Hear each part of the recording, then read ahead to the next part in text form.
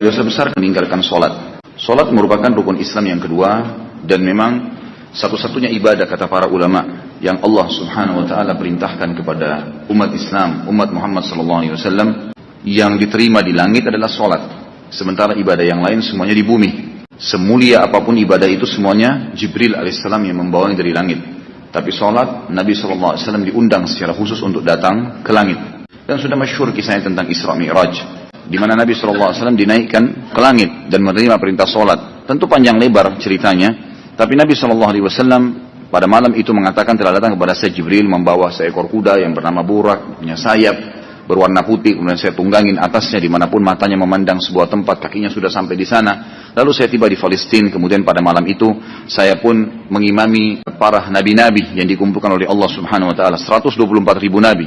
Allahu alam bagaimana. Yang jelas mereka diimami oleh Nabi SAW. Kemudian Nabi SAW mengatakan saya dimi'rajkan ke langit, naik ke langit. Di langit pertama saya bertemu dengan Adam lalu berbicara, terjadi dialog. Langit kedua bertemu dengan Isa, langit ketiga bertemu dengan Idris, langit keempat bertemu dengan Yahya, ya, langit kelima ketemu dengan Harun, langit keenam ketemu dengan Musa, langit ketujuh ketemu dengan Ibrahim alaihissalatu wassalam. Lalu kemudian saya pun sampai di Sidratil Muntaha yang sangat indah, dipenuhi dengan permata-permata yang besarnya seperti kuping-kuping gajah. Lalu kemudian diterangilah Sidrat Muntaha dengan cahaya Tuhanku. Lalu kemudian aku menerima 50 waktu sholat yang akhirnya diringankan. Tentu saya ringkaskan ceritanya. Diringankan menjadi 5 waktu sholat yang pahalanya sama dengan 50 waktu sholat. Yang kita ingin titik beratkan bukan kisah Isra Mi'rajnya, tapi bagaimana Nabi SAW menerima perintah sholat itu di langit. Dan ibadah yang lain adanya di bumi.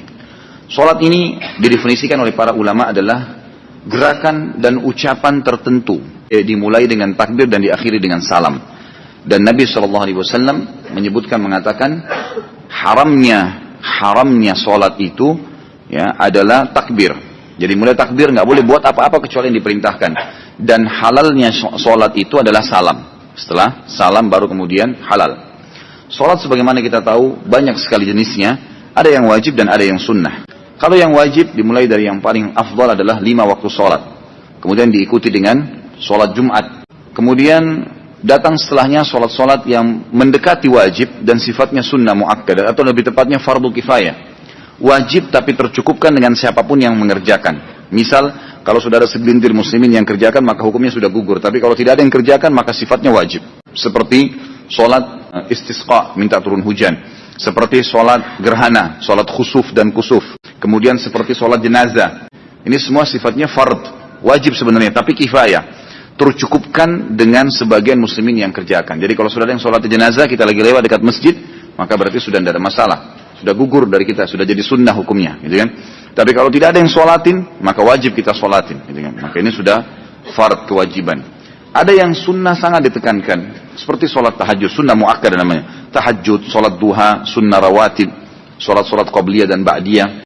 Ini semua sangat ditekankan untuk dikerjakan, gitu kan? Sangat dianjurkan untuk dengan tahiyat masjid, sholat wudu, gitu kan? Ini semua sunnah-sunnah yang sangat dianjurkan untuk dikerjakan. Gitu. Kemudian ada juga sholat yang nafilah. Nafilah artinya tambahan. Seperti masuk dalamnya ada ulama yang merincikan seperti sholat taubat, sholat wudu. Ini sholat tambahan, gitu kan? Artinya orang setiap kali habis wudu dia sholat. Misal dia habis wudu nih sejam kemudian batal dia sholat lagi. Habis wudu dia sholat lagi. Jadi bisa satu hari bisa beberapa kali dikerjakan sama dia. Sifatnya tambahan. Itu kurang lebih definisi sholat dan macam-macamnya. Kita fokus kepada sholat yang ditekankan di sini yang membuat seseorang itu berbuat dosa besar kalau dia meninggalkan sholat yang wajib. Sholat yang wajib. Dan meninggalkan sholat ini ada 2 hukum. Ada yang sampai pada tingkat kufur. Jadi sudah dia harus ngulangin syahadatnya. Siapa yang meninggalkan sholat jahat ini jahdan ini bangkang. Nggak ada perintah sholat. Dia bangkang. Maka ini sudah sampai pada tingkat kufur. Dia harus ngulangi syahadatnya. Kalau dia meninggalkan sholat, malas-malesan. Kapan dia mau dia sholat, kapan dia tidak mau enggak, kapan diawasin dia sholat, maka ini hukumnya dosa besar. Jadi yang sebenarnya sedang difokus bahasan di sini adalah kedua sholat ini, tapi lebih banyak dibahas tentang sholat orang yang meninggalkan dengan malas-malesan. Karena orang kalau membangkang dengan hukum itu sudah kufur, udah nggak butuh dibahas dalam bahasan kita, karena ini dosa besar. Ini bahasan dosa-dosa besar, artinya orangnya masih bisa diampuni oleh Allah. Kalaupun dia meninggal, masih ada kemungkinan diampuni atau masuk neraka dulu. Tapi kalau orang jahdan membangkang hukum perintah sholat, maka itu sudah jelas kufur. Meninggal nggak sempat taubat, maka bisa masuk neraka abadi, dianggap kufur, karena dia membangkang hukum sholat itu sendiri. Imam Adz-Dzahabi mengatakan, meninggalkan sholat diangkat pertama dalil oleh beliau surah Maryam ayat 59 sampai ayat 60. A'udzu billahi minasyaitonir rajim, fa khalafa min ba'dihim khalfun adha'us salata wattaba'us syahawat fasawfa yalqawna gayya illa man taba wa amana wa amila salihan fa ulaika yadkhulunal jannata wa la yuzlamuna syai'a. Maka datanglah sesudah mereka, jadi ada orang-orang kalau tidak sholat, maka apa yang terjadi? Akan datang generasi juga yang tidak sholat. Keduanya buruk nih. Pengganti yang jelek akan lahir dari orang-orang yang tidak sholat tadi, karena penggantinya juga generasi mereka nanti akan menyanyiakan sholat. Dan akhirnya setiap orang yang menyanyiakan sholat akan menuruti hawa nafsunya. Maka mereka kelak akan menemui kesesatan dan kesusahan hidup. Kecuali orang yang sempat taubat, lalu beriman kepada Allah, lalu beramal saleh, maka mereka lah orang-orang yang nanti kalau meninggal akan masuk ke dalam surga dan mereka tidak dizalimi sedikit pun. Allah Subhanahu wa taala juga berfirman di dalam ayat yang lain surah Al-Ma'un ayat 4 sampai ayat 5. A'udzu billahi minasyaitonir rajim, fawailun lil musallin alladzina hum an salatihim sahun. Celakalah bagi orang-orang yang salat. Maksudnya adalah orang-orang yang lalai dari salatnya. Kata ulama tafsir, adalah orang-orang yang sengaja menunda-nunda sholat sampai keluar dari waktunya. Ini masuk dalam ancaman. Atau orang yang sengaja malas mengerjakan sholat, kecuali kalau dilihat oleh orang atau diawasi. Maka masuk dalam ancaman surah Al-Ma'un tadi.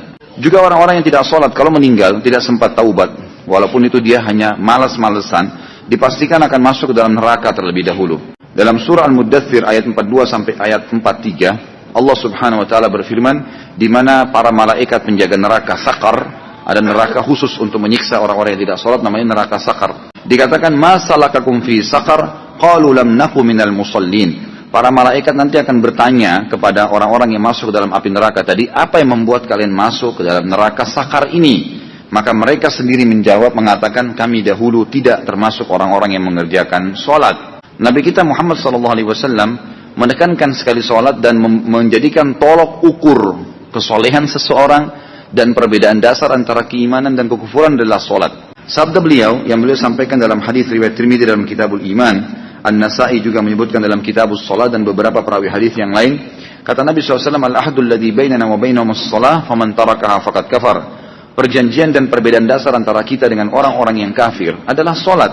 Maka barang siapa yang meninggalkannya, dia telah kafir. Maksudnya di sini secara membangkang atau jahdan. Di antara solat-solat itu, ada juga hadis yang lain berbunyi, bainal abdi wa baiнаsyirki tarkus shalah. Hadis ini diriwayatkan oleh Imam Muslim dalam Kitabul Iman. Antara seorang hamba dengan kemusyrikan, dengan dosa-dosa berat yang bisa membuat kekal di neraka adalah meninggalkan solat. Artinya orang yang rutin menjaga solat, dia akan jauh dari kemusyrikan. Di antara hadis yang lain juga disebutkan, riwayat Imam Ahmad dan Al-Mundhiri, juga Al-Baihaqi, dan mereka semua menilai hadis ini sahih.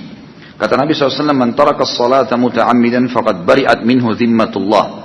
Barang siapa yang meninggalkan salat secara sengaja, maka sungguh dia telah mencabut jaminan Allah dari dirinya. Atau dalam makna lain, sungguh jaminan Allah agar dia bisa mendapatkan rezeki pada hari itu, selamat pada saat dia meninggal masuk ke dalam surga, tercabut karena tidak salat lagi. Kemudian di antara solat 5 waktu itu, solat yang paling afdal adalah solat asar. Sebagaimana Allah Subhanahu wa taala menyebutkan dalam Al-Qur'an, A'udzu billahi minasyaitonir rajim, hafidhu 'alas salawati was salatil wusta wa qumu lillahi qanitin.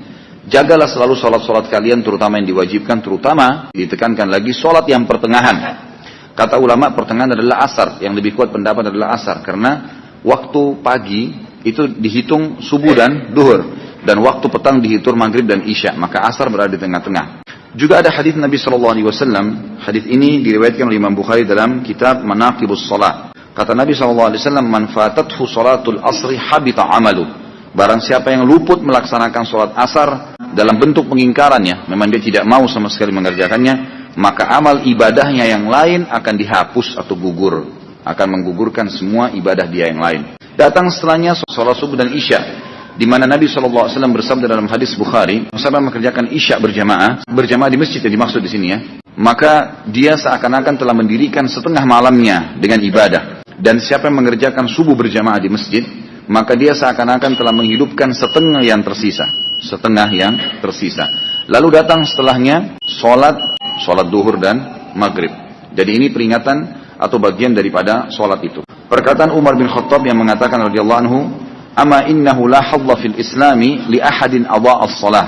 Tidak layak untuk dihormatin, diperlakukan dengan baik, apalagi dipilih sebagai pemimpin orang-orang yang menyia-nyiakan sholat. Dari Abu Hurairah anhu bahwasanya beliau berkata, "Kana ashabu Muhammadin sallallahu alaihi wasallam la yarawna syai'an minal a'mali tarkuhu kufrun ghairus shalah." Hadis ini diriwayatkan Imam Tirmidzi. Dahulu para sahabat Muhammad sallallahu alaihi wasallam tidak memandang sesuatu pun dari amal ibadah dalam Islam yang mana meninggalkannya adalah suatu kekufuran kecuali salat. Jadi di sini salat betul-betul ancamannya sangat tegas kalau sampai orang meninggalkannya. Ibnu Hazm berkata, setelah syirik mempersekutukan Allah, tidak ada dosa yang lebih besar daripada menunda salat hingga habis waktunya dan membunuh seorang mukmin tanpa alasan yang benar.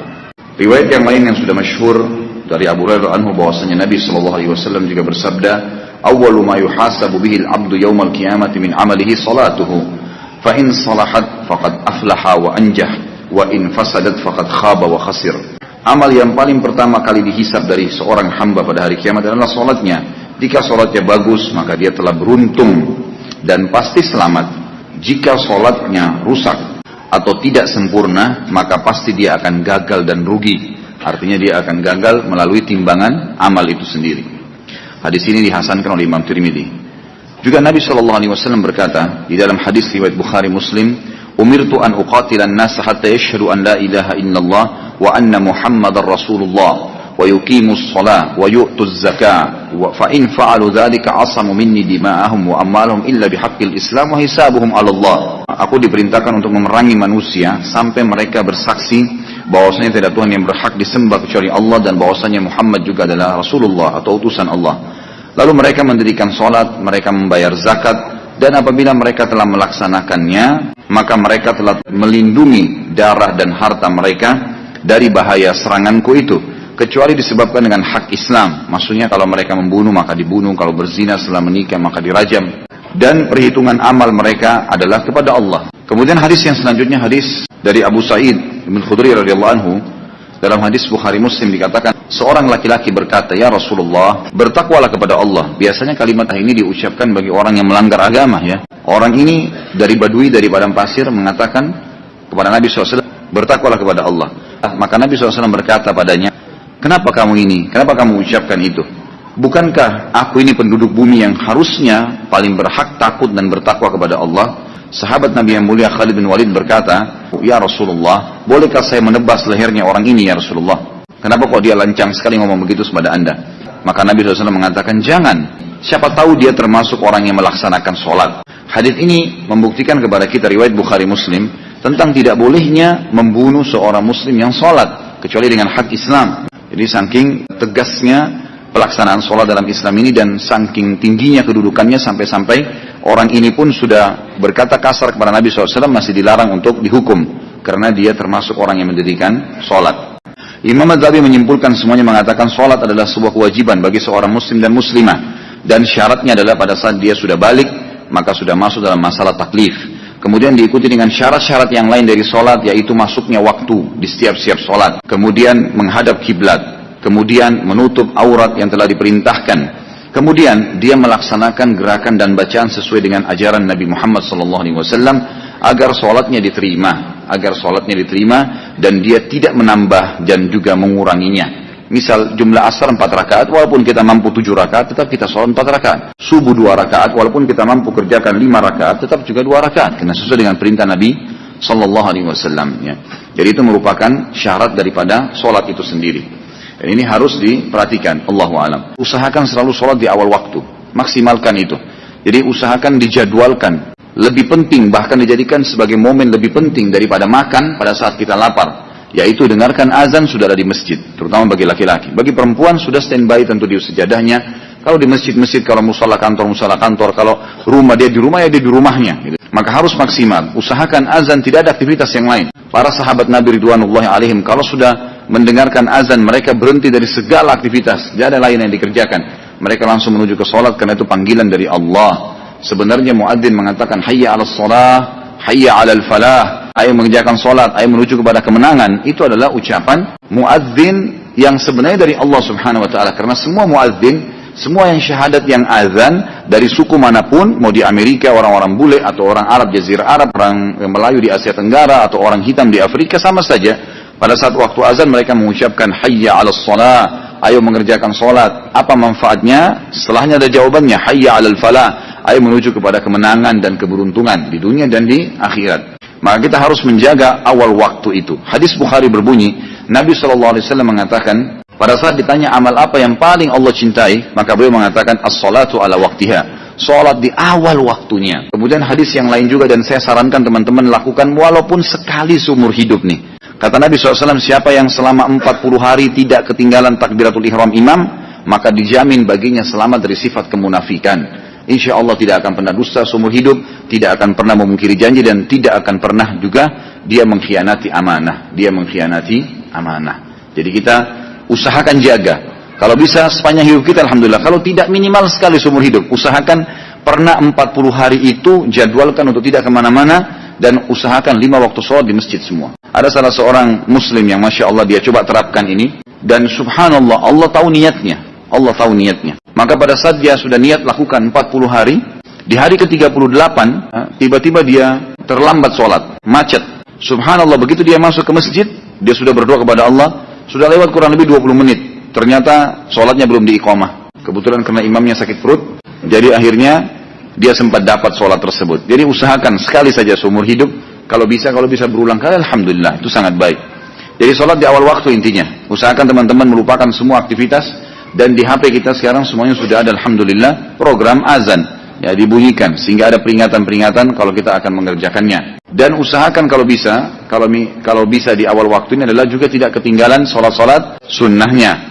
Ya, sunnah qobliyahnya, sunnah ba'diyahnya. Nah, ini juga dianjurkan, dan antara azan dan iqamah dianjurkan untuk memperbanyak doa. Jadi jangan jalan pada saat sudah azan, kalau perlu sebelum azan, sehingga memang kita bisa mendapatkan fadilah ini. Ini yang pertama, di awal waktu. Yang kedua teman-teman sekalian, usahakan dalam sholat menghadirkan kehusyuan, konsentrasi. Khusyuk ini wajib, namanya tumaknina, ketenangan dalam sholat. Dimulai dari tenangnya seseorang mengucapkan bacaan, gerakan. Tiba-tiba syaitan datang menawarkan banyak opsi. Kunci yang hilang lah, ya pekerjaan lah, keuntungan dalam dagangan lah, pertengkaran yang sedang terjadi lah. Harus kita lawan tuh. Gampang kok. Dengan cara tidak menerima. Syaitan tuh sedang nawarin produknya. Jangan nyantol. Tapi kalau ada orang sempat nyantol, misalnya, iyyaka na'budu wa iyyaka nasta'in, diucapin tapi hatinya nggak hadir. Khusus itu nggak ada pahalanya. Hilang pahalanya. Bagaimana dengan orang yang Allahu Akbar sadar, tapi mulai iftitah sampai salam tidak sadar. Nanti salam baru tahu, baru selesai sholat ya. Maka ini sama sekali nggak ada pahalanya. Sebagaimana hadis Nabi SAW yang berbunyi, ada orang-orang hari kiamat sholatnya akan diremuk-remuk seperti baju yang kusut, lalu dilemparkan ke wajahnya. Naudzubillah, tidak bermanfaat buat dia. Sebenarnya kita kalau lagi mengerjakan sebuah ibadah, kita sedang menyiapkan sesuatu yang kita akan nikmatin pada hari kiamat. Jadi jangan sesuatu itu asal jadi, kita nyesel nanti.